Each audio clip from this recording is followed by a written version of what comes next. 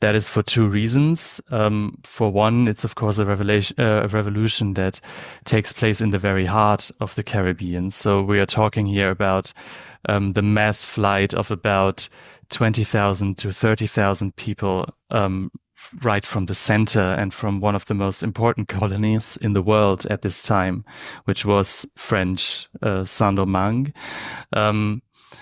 And the other reason is that the revolution was a revolt of the enslaved in the colony. So it amounts to the complete destruction of plantation society in what at this time was the richest colony in the world.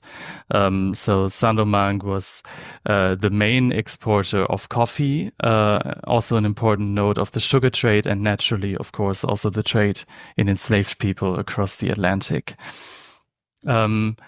This slave revolt or revolt among the enslaved people is extremely well organized and breaks out in the summer of 1791 in the northern plains of the colony, and then soon spreads across the whole territory.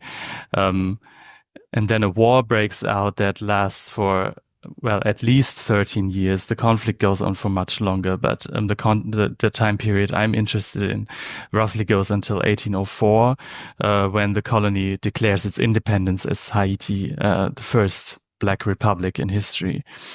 And this conflict and this war is extremely complex. And what I think is important to note for this research or for my research is that it's taking place at multiple levels. So you have this colonial war between the enslaved and their former masters, with free people of color, so to speak, somewhat in between these fronts. That's also a very interesting story.